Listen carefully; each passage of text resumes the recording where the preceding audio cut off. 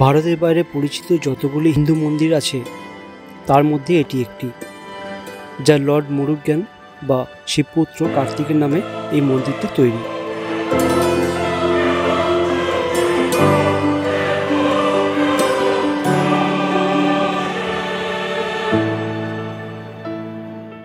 মালয়েশিয়ার কুয়ালালামপুর থেকে প্রায় 13 কিলোমিটার উত্তরে অবস্থিত এটি একটি চুনাপাথরের পাহাড়, আর এর মধ্যে রয়েছে একটি গুহা মন্দির যেখানে অনেকগুলি গুহা রয়েছে। আর এই পাহাড় থেকে নেমে এসেছে সাংহাই বাটু নদী, আর মনে করা হয় এই নদীর নাম থেকেই বাটু কেভের নাম হয়েছে। Good morning from Kuala Lumpur. আজ আমার ডেস্টিনেশন হচ্ছে বাটু কেভ। তো ফার্স্ট এখন যাব ব্রেকফাস্ট করে তারপর বেরোবো, কারণ আমি অলরেডি লেট হয়ে গেছি, ঘুম থেকে উঠতে দেরি হয়ে গেছে। এটা হোটেলের রুম, এখান থেকে এই ভিউটা পুরো দেখা যায়, বড় বড় বিল্ডিং। এটা পুরো হোটেল কম্পাউন্ড, নিচে সুইমিং পুল আছে যে, আর এখান থেকে পুরো ওটা রাস্তা আছে, রোড, মেন রোড আর কি। মালয়েশিয়া আমি এর আগেও এসেছিলাম, এত হাই রাইজ ছিল না, বাট এখন অনেক হাই রাইজ হয়ে গেছে।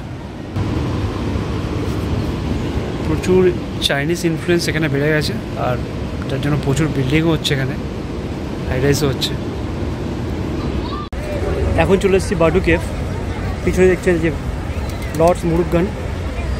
এই সিঁড়ি দিয়ে ওপরে উঠতে হবে। এই যে পিছনে যে কালারফুল সিঁড়ি দেখা যাচ্ছে, এটা পুরো 272টা সিঁড়ি আছে, এটা দিয়ে ওপরে উঠতে হবে। ওপরে যাব, ওপরে দেখাবো। এখানে নিচে অনেক আমাদের হিন্দু টেম্পল আছে, পুরো গণেশ, রামায়ণের পুরো ডিটেলস রয়েছে, প্লাস আরও বিভিন্ন রকমের মূর্তি রয়েছে এখানে।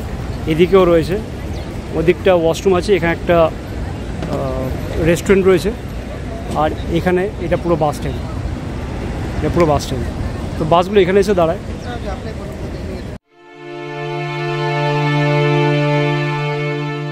এই বাটু কেভে যত দেবদেবীর পুজো হয় সবই কিন্তু দক্ষিণ ভারতীয় রীতি রেওয়াজ মেনে, কারণ আমি আগের ভিডিওতেই বলেছি এখানে প্রায় 7 থেকে 8% দক্ষিণ ভারতীয়ের বাস।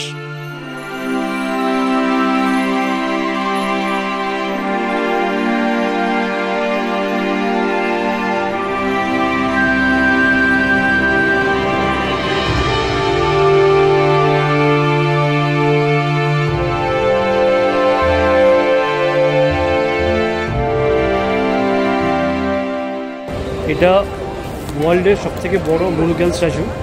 আমার পিছনে এর হাইট ওই 43 মিটার বা 140 ফুট কত হাইট আছে। এটা বিশাল। এটা হচ্ছে গেট ওপরে ওঠার, 272টা সিঁড়ি আছে, সিঁড়িটাকে যেতে হবে, আস্তে আস্তে উঠতে হবে। So colourful.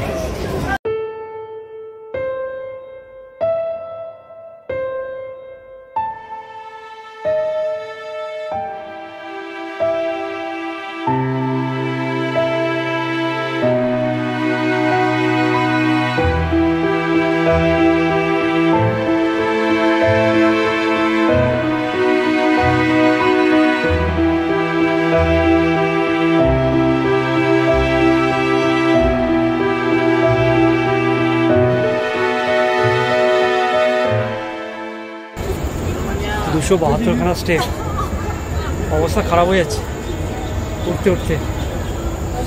জাস্ট দেখো,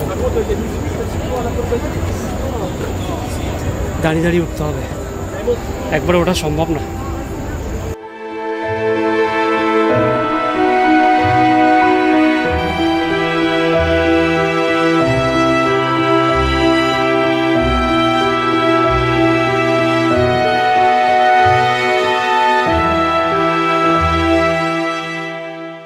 মোটামুটি উপরে উঠেই গেছি, আর একটু বাকি আছে।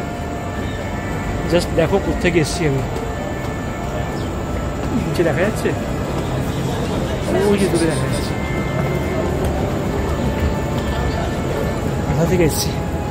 আর একটু বাকি আছে, চলো। ওকে, কেভের কাছে পৌঁছে গেছি। এই পিছনে আমার গেট, উপরে পুরো পাথরের কেভ। বাটু কেভসের বয়স আনুমানিক 40 কোটি বছর। দক্ষিণ ভারতীয় ব্যবসায়ী কে থাম্বুস্বামী পিল্লাই এই মন্দিরটি প্রতিষ্ঠা করেছিলেন। বাহ, খুব সুন্দর কেভটা।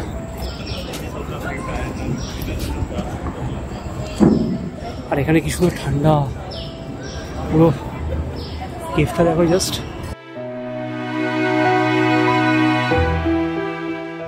পাহাড়ের যে চুনা পাথরের কি জানি না এটা, আর এমনভাবে ঝুলছে, বাই চান্স যদি পড়ে। বাটু কেভসের মূল আকর্ষণ হলো এই গুহা। স্থলভূমি থেকে প্রায় 100 মিটার উচ্চতায় গুহাগুলো অবস্থিত। 3টি বৃহৎ আকারের এবং বেশ কয়েকটি ক্ষুদ্র আকারের গুহা রয়েছে। সবচেয়ে বড় গুহাটির নাম মন্দির গুহা। এখানে একটা কার্তিক মূর্তি আছে, কার্তিকের।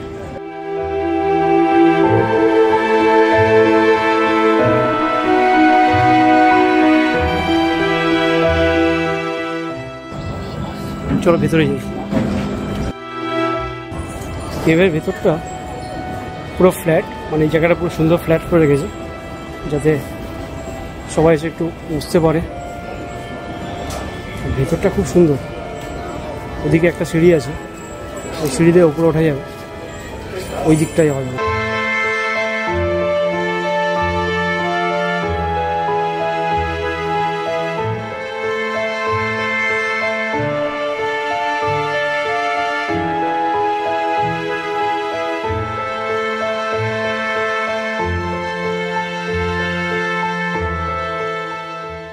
এখানে মূর্তি রাখা আছে।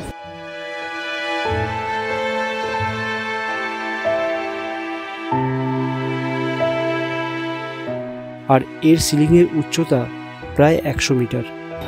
জাস্ট এই উপরটা দেখলে বোঝা যায় এটা কত উঁচু। ক্যামেরা তত আসবে দেখা বুঝতে পারবে না, বাট এটা বেশ উঁচু। মানে এই ভিতরটা পুরো ফাঁপা, এই জায়গাটা মন্দির বানিয়ে দিয়েছে।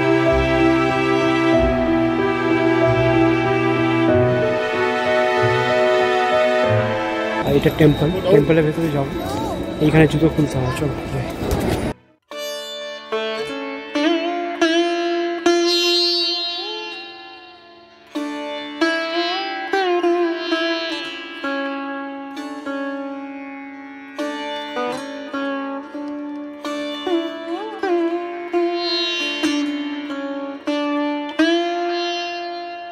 একটা গুহার মধ্যে এত বড় একটা মন্দির।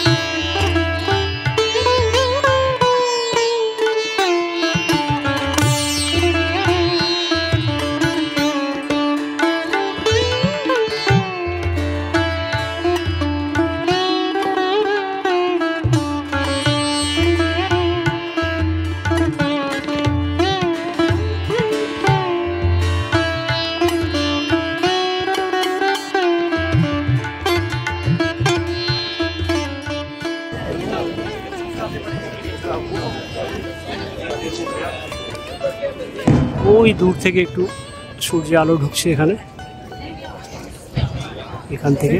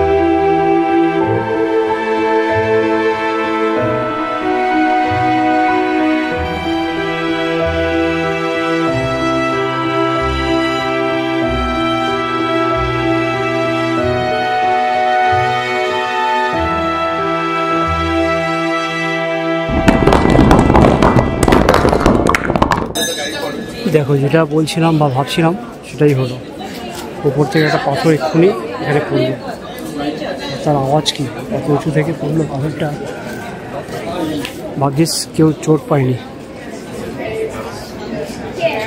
272টা সিঁড়ি যেমন উঠেছি, এবার নামতে হবে, নামাটা অত কষ্ট নয়, চলো আস্তে আস্তে নামি।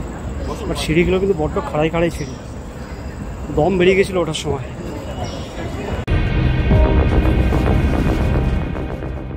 আজ এই পর্যন্ত থাক, পরের পর্বে তোমাদের নিয়ে যাব জেন্টিং হাইল্যান্ড বা গেন্টিং হাইল্যান্ড। শুধু একটাই অনুরোধ, ভিডিও ভালো লাগলে প্লিজ সাবস্ক্রাইব করে পাশে থেকো, আর একটা লাইক অন্তত দিও।